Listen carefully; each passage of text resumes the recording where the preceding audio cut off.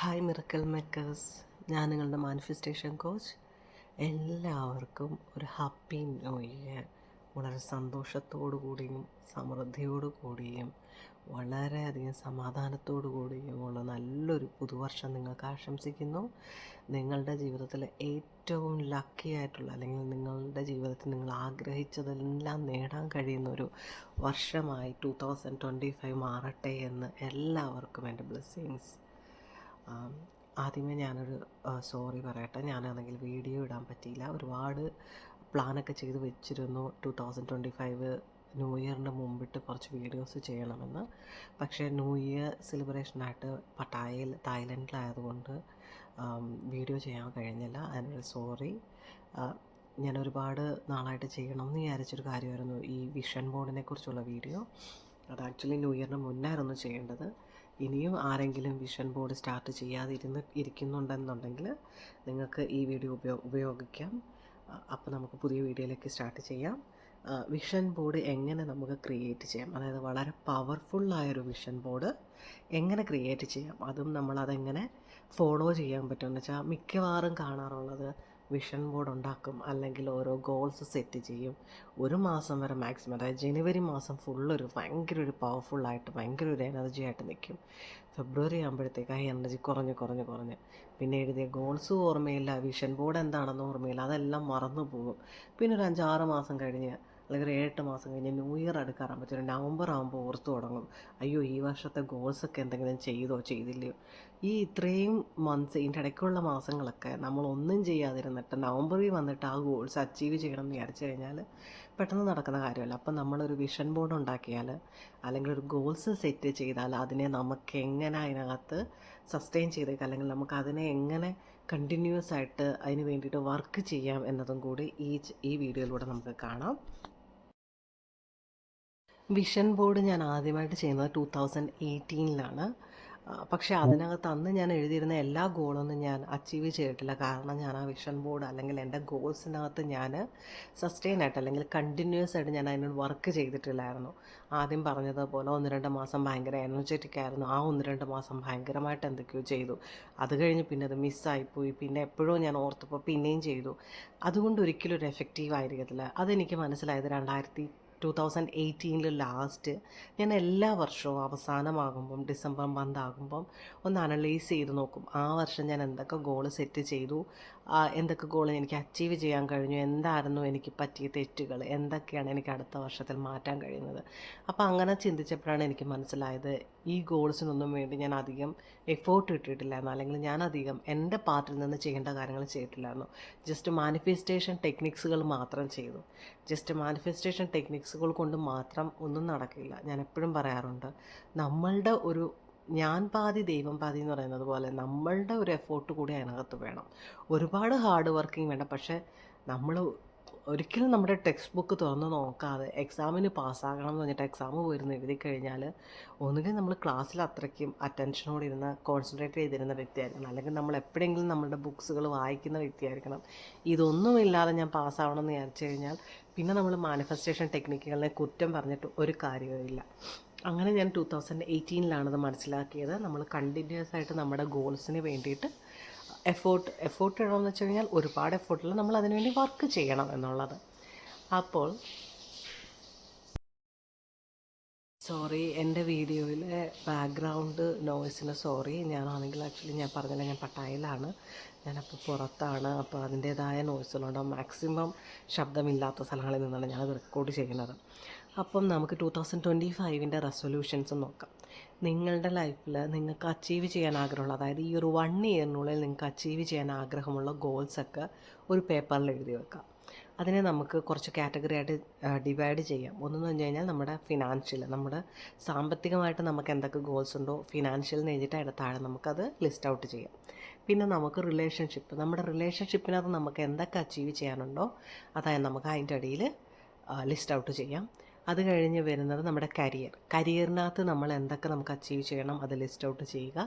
പിന്നെ പേഴ്സണൽ, അതായത് നമുക്ക് പേഴ്സണലായിട്ട്, അതായത് സെൽഫ് ഡെവലപ്മെൻറ്റിന്, പേഴ്സണൽ ഗ്രോത്തിന് എന്തൊക്കെ ചെയ്യണം എന്നുള്ളത് നമുക്ക് അതിനിടയിൽ ലിസ്റ്റ് ഔട്ട് ചെയ്യുക.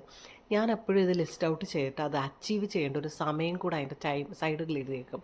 ഇപ്പോൾ ഫോർ എക്സാമ്പിൾ എൻ്റെ കരിയറിൽ എനിക്കിപ്പോൾ ഒരു 25,000 ആണ് സാലറി എന്നുണ്ടെങ്കിൽ എനിക്ക് ഈ 2025 ഒരു 35,000 സാലറി വേണം. അതായത് നവംബർ 2025 മുൻപ്. അങ്ങനെ ഞാനൊരു ടൈം എഴുതും. അങ്ങനെ എല്ലാ ഗോൾസിനും ഓരോ ടൈം എഴുതുക. അങ്ങനെ എല്ലാം ലിസ്റ്റ് ഔട്ട് ചെയ്തിട്ട് നമുക്കിനി ഇതിനെ ഷോർട്ട് ടേം ഗോള്, മീഡിയം അതായത് മിഡിൽ ടേം ഗോള്, അല്ലെങ്കിൽ ലോങ് ടേം ഗോൾ എന്ന രീതിയിൽ 3 രീതിയിൽ നമുക്ക് കാറ്റഗറൈസ് ചെയ്യാം. ഷോർട്ട് ടേം എന്നത് ഉദ്ദേശിക്കുന്നത് ഇതൊരു 1 ഇയറിൻ്റെ റെസൊല്യൂഷനാണ് നമ്മൾ എടുക്കുന്നത്. അപ്പം ഷോർട്ട് ടേം ഗോൾ എന്ന് പറയുന്നത് ഒരു 3 മന്ത്സിനുള്ളിൽ നിങ്ങൾക്ക് നേടേണ്ട ഗോൾസ് എന്താണോ ഷോർട്ട് ടേം ഗോൾസ് നേടിയിട്ട് അതിൻ്റെ അടിയിലോട്ട് ലിസ്റ്റ് ഔട്ട് ചെയ്യുക. അത് കഴിഞ്ഞ് മിഡിൽ ടേം ഗോൾ എന്ന് പറഞ്ഞു കഴിഞ്ഞാൽ നിങ്ങൾക്കൊരു 6 മന്തിനുള്ളിൽ എന്താണോ അച്ചീവ് ചെയ്യേണ്ടത് അതിനെ ലിസ്റ്റ് ഔട്ട് ചെയ്യുക. ലോങ് ടേം ഗോൾ എന്ന് പറഞ്ഞു കഴിഞ്ഞാൽ നമുക്ക് ഈ ഒരു 1 ഇയറിനുള്ള, അതായത് ഡിസംബർ നവംബർ ആകുമ്പോഴത്തേക്ക് എന്തൊക്കെ അച്ചീവ് ചെയ്യണമോ അതൊക്കെ നമുക്ക് ലിസ്റ്റ് ഔട്ട് ചെയ്യാം. ഇതെല്ലാം ലിസ്റ്റ് ഔട്ട് ചെയ്ത് കഴിഞ്ഞിട്ട് ജസ്റ്റ് ഒന്നുകൂടെ അതിൽ കൂടെ റിവൈസ് ചെയ്ത് നോക്കുക. നിങ്ങളെല്ലാ പോയിൻറ്റ്സുകൾ അല്ലെങ്കിൽ നിങ്ങൾക്ക് വേണ്ടുന്ന എല്ലാ കാര്യങ്ങളും ആഡ് ചെയ്തിട്ടില്ല എന്നുള്ളത്. എല്ലാം കംപ്ലീറ്റ് ആയി എന്ന് തോന്നിക്കഴിഞ്ഞാൽ നിങ്ങളൊരു പുതിയ 2025 ഒരു പുതിയ ഡയറി എടുക്കുക. നമ്മളൊരു പുതുവർഷം തുടങ്ങുന്നത് എപ്പോഴും നമ്മളൊരു പുതിയതിലൂടെ ആയിരിക്കണം, അല്ലേ? നമ്മളുടെ മനസ്സിനെ പുതുതാക്കുക, നമ്മളുടെ ചിട്ടകളെ പുതുതാക്കുക, അതൊക്കെയാണ് നമ്മൾ പുതുവർഷം വരുമ്പോൾ ചെയ്യാറുള്ളത്. അപ്പോൾ ഒരു പുതിയ ഡയറി എടുക്കുക. അതിനകത്ത് നിങ്ങൾ ആദ്യം നിങ്ങളുടെ short term goal, middle term goal, long term ഗോളെന്ന് എഴുതുക. അതിനെ നിങ്ങൾ ലിസ്റ്റ് ഔട്ട് ചെയ്ത് വെക്കുക. ഇത് കഴിഞ്ഞിട്ട് ഈ റെസൊല്യൂഷൻസ് അല്ലെങ്കിൽ ഈ ഗോൾസിനെ നമ്മൾ എങ്ങനെ നമുക്കത് അച്ചീവ് ചെയ്യാമെന്ന് വെച്ച് കഴിഞ്ഞാൽ, ഇനി ഈ ഷോർട്ട് ടേം ഗോൾസ് അല്ലെങ്കിൽ ഈ എല്ലാ റെസൊല്യൂഷൻസിനെ നമുക്ക് എങ്ങനെ അച്ചീവ് ചെയ്യാമെന്ന് വെച്ച് കഴിഞ്ഞാൽ, നമ്മളൊരു പുതിയ വർഷം തുടങ്ങുകയാണ്. അപ്പം നമ്മളുടെ കഴിഞ്ഞ വർഷമുള്ള ബാഗേജുകളൊക്കെ, നമ്മളുടെ മനസ്സിലുള്ള എല്ലാ ചിന്തകളും, എല്ലാ വിഷമങ്ങളും, എല്ലാ രീതിയിലുള്ള ഗിൽറ്റുകളും എല്ലാം നമുക്ക് മാറ്റിയെടുത്തുകൊണ്ട് വേണം ഒരു പുതിയ വർഷത്തിലേക്ക് തുടങ്ങാൻ. അതേ മൈൻഡ് സെറ്റോടെ 2025 തുടങ്ങിക്കഴിഞ്ഞാൽ നിങ്ങൾ 2024 എന്താണോ അച്ചീവ് ചെയ്തത് ആ ഒരു ലെവലിൽ തന്നെ നിങ്ങൾക്ക് 2025 മാറാൻ പറ്റും. നമ്മളുടെ ചിന്തകളെ പുതിയൊരു തലത്തിലേക്ക് ഉയർത്താതെ നമുക്കൊരിക്കലും നമ്മളുടെ ലൈഫ് മാറ്റാൻ പറ്റില്ല. അപ്പം നമ്മൾ ആദ്യമായിട്ട് ചെയ്യേണ്ടത് ഒരു പേപ്പർ എടുക്കുക, ഒരു വൈറ്റ് പേപ്പർ എടുക്കുക.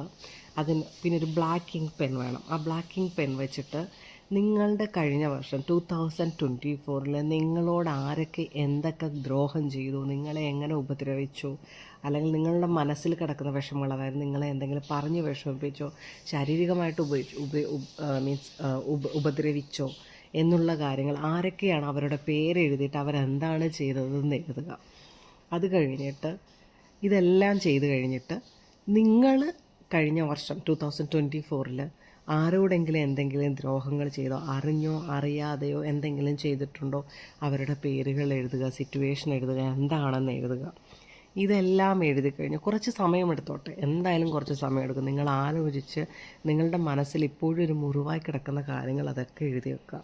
അതെല്ലാം എഴുതി കഴിഞ്ഞിട്ട് ഇപ്പോൾ കഴിഞ്ഞ വർഷത്തെയല്ല അതിന് മുമ്പിട്ടുള്ള എന്തെങ്കിലും കാര്യങ്ങൾ നിങ്ങളുടെ മനസ്സിൽ ഇപ്പോഴും കിടക്കുന്നുണ്ടെങ്കിൽ അതും എഴുതിക്കൊള്ളുക.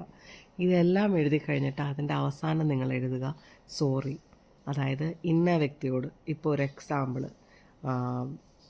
ഒരു പേര്, ആരെങ്കിലും ഒരു എക്സ്, ഇന്ന ആളോട് ഞാൻ അറിയാതെ ഒരു തെറ്റ് ചെയ്തു, അതിന് സോറി എക്സ്.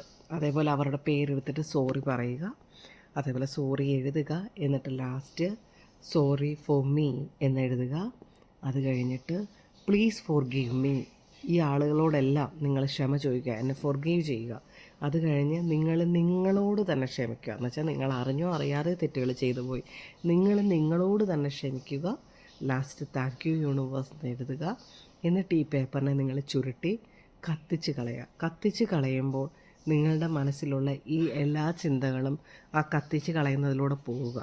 ഇത് കത്തിച്ച് കളയുമ്പോൾ നിങ്ങൾ ചിന്തിക്കേണ്ടത് നിങ്ങളുടെ ഈ മനസ്സിലുള്ള എല്ലാ വിഷമങ്ങളും ഈ കത്തിക്കുന്നതിലൂടെ ബേണായി പോകുന്നു, നിങ്ങളുടെ മനസ്സിൽ നിന്നും ഒഴിഞ്ഞു പോകുന്നതായിട്ട് നിങ്ങൾ സങ്കല്പിക്കുക. അതിനെ കത്തിച്ച് കളയുക. അത് കഴിഞ്ഞൊരു 3 ഡീപ്പ് ബ്രീത്ത് എടുത്ത് മനസ്സൊന്ന് ശാന്തമാക്കി വെക്കുക. ഇപ്പോൾ നിങ്ങളുടെ മൈൻഡ് കുറച്ച് കാമായിട്ടിരിക്കും. പക്ഷേ ഇത് കുറച്ച് നാൾ കഴിയുമ്പോൾ പിന്നെയും നമ്മളുടെ മനസ്സിൽ ഒരുപാട് ആഴത്തിൽ പതിഞ്ഞ മുറിവുകൾ പെട്ടെന്നൊന്നും പോകത്തില്ല, അത് പിന്നെയും കയറി വരും. ഇങ്ങനെ നിങ്ങളുടെ മനസ്സിൽ എപ്പോഴാണോ നിങ്ങൾക്കൊരു വിഷമം കയറി വരുന്നത് അപ്പം തന്നെ അതിനൊരു പേപ്പറിനകത്ത് എഴുതുക. ഇതേപോലെ വൈറ്റ് പേപ്പറിനകത്ത് ബ്ലാക്ക് ഇങ്ക് വെച്ച് എഴുതുന്നതാണ് ഏറ്റവും നല്ലത്. ബ്ലാക്ക് ഇങ്ക് വെച്ചിട്ട് എഴുതുക. അത് കഴിഞ്ഞ് അതിനെ കത്തിച്ച് കളയുമ്പോൾ നിങ്ങൾ ചിന്തിക്കേണ്ടത് ഇതെൻ്റെ മനസ്സിൽ നിന്ന്, അല്ലെങ്കിൽ ഈ ഒരു ഇതിനോട് ഞാൻ ക്ഷമിച്ചിരിക്കുന്നു എന്ന് ചിന്തിച്ചിട്ട് അതിനെ കത്തിച്ച് കളയുക. ഇത് നമ്മൾ കുറച്ച് നാൾ ചെയ്യേണ്ടി വരും. ഒറ്റവട്ടം ചെയ്യുന്നത് കൊണ്ടൊന്നും മാറില്ല. ഇത് നമ്മൾ ഈ വർഷം നമ്മൾ സ്റ്റാർട്ട് ചെയ്യുക, അങ്ങനെ കത്തിച്ച് കളയുക. കത്തിച്ച് കളഞ്ഞതിന് ശേഷം നിങ്ങളുടെ മൈൻഡ് ഒരു പുതിയ മൈൻഡായി ഇതൊരു ശീലമാക്കും. ശീലം എന്ന് വെച്ച് കഴിഞ്ഞാൽ ഡെയിലി ചെയ്യണം എന്നല്ല. നിങ്ങൾക്ക് എപ്പോഴൊക്കെ ഫീൽ ചെയ്യുന്നു, നെഗറ്റിവിറ്റി ഫീൽ ചെയ്യുന്നു, നെഗറ്റീവ് തോട്ട്സ് വരുന്നു, ആ തോട്ട്സിനെ എഴുതി ബേൺ ചെയ്ത് കളയുക. ഇത് ഞാൻ പ്രാക്ടീസ് ചെയ്തിട്ടുള്ള കാര്യമാണ്. ഒരുപാട് പേര് പ്രാക്ടീസ് ചെയ്തിട്ട് എഫക്റ്റീവായിട്ടുള്ള കാര്യമാണ്. അപ്പോൾ നമ്മൾ അത് കഴിഞ്ഞിട്ട് നമ്മുടെ ഗോൾസുകളൊക്കെ എഴുതിയില്ലേ, അതിനെ നമ്മൾ ഫ്രഷ് മൈൻഡോടുകൂടി ഒന്ന് വായിക്കുക.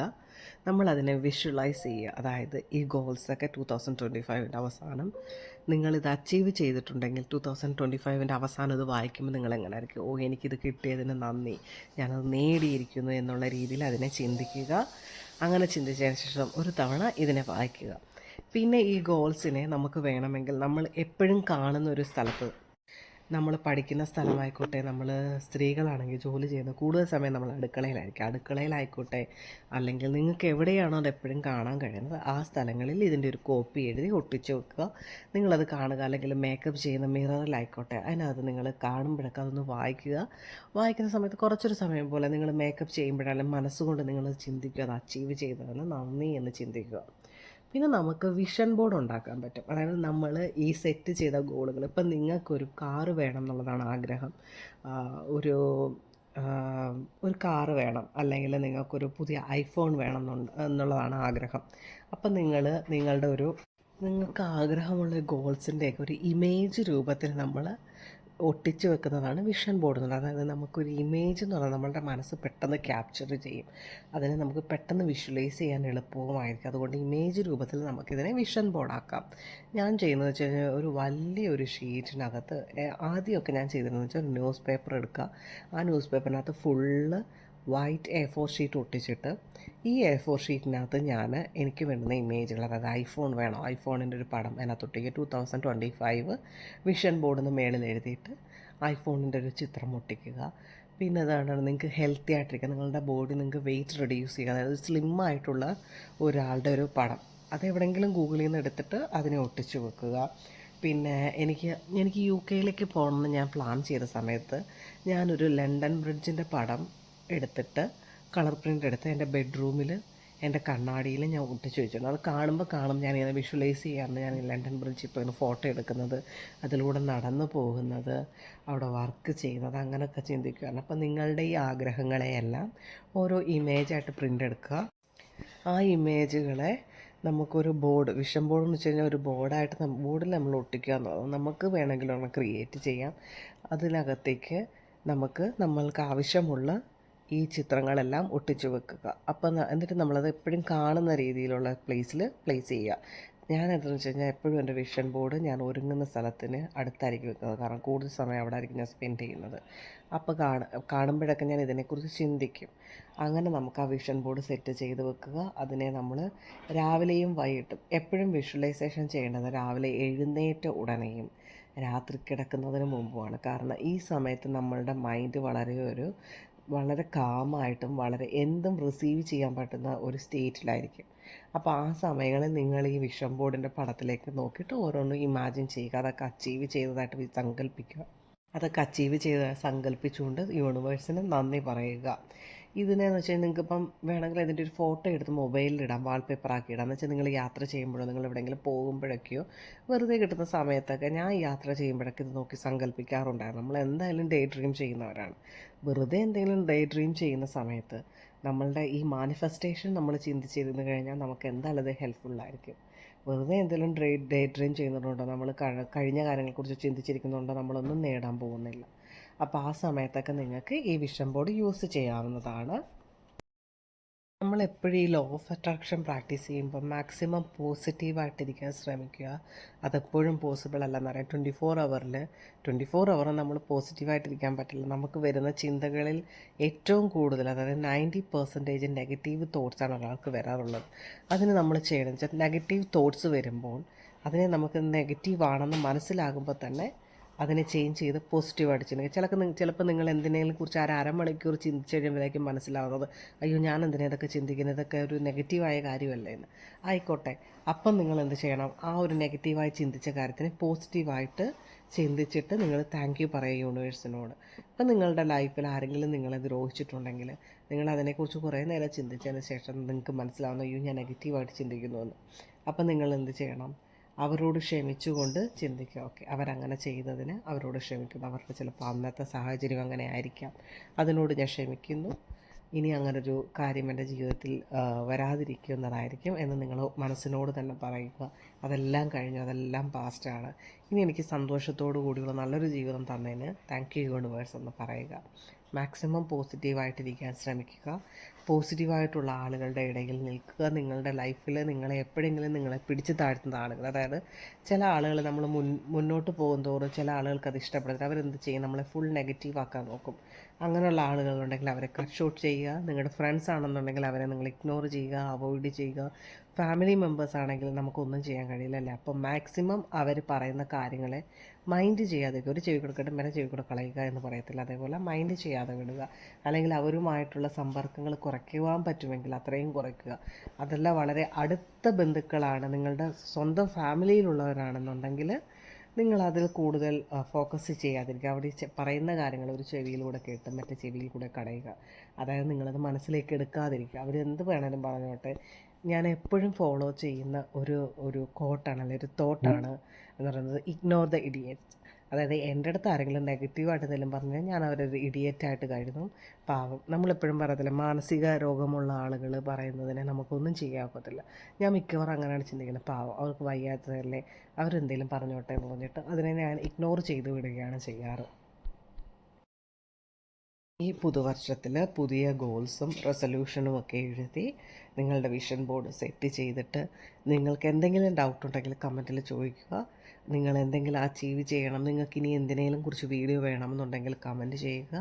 നിങ്ങൾക്ക് നിങ്ങളുടെ ഡൗട്ടുകൾ ക്ലിയർ ചെയ്യാം. ഞാൻ എന്തായാലും കുറച്ചുകൂടി വീഡിയോസൊക്കെ ചെയ്തിട്ടൊരു ക്വസ്റ്റ്യൻ ആൻസർ സെഷനായിട്ട് വരാം. അത് കഴിഞ്ഞൊരു ലൈവ് സെഷനിലേക്ക് വരാനായിട്ട് ഉദ്ദേശിക്കുന്നുണ്ട്.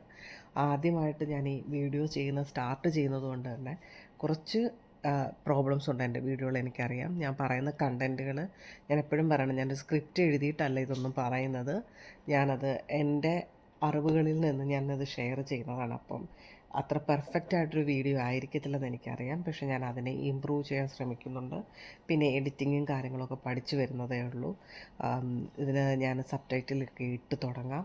അതൊക്കെ പഠിച്ചു വരുന്നതേ ഉള്ളൂ. അതുകൊണ്ട് നിങ്ങൾക്ക് എന്തെങ്കിലും വീഡിയോസ് വേണം, എന്തെങ്കിലും ഹെൽപ്പ് വേണമെന്നുണ്ടെങ്കിൽ നിങ്ങൾ കമൻറ്റ് ചെയ്യുക. Thank you for watching my video. Once again എല്ലാവർക്കും വളരെ സന്തോഷത്തോടു കൂടിയുള്ളൊരു ന്യൂ ഇയർ ഞാൻ വിഷ് ചെയ്യുന്നു. ബൈ.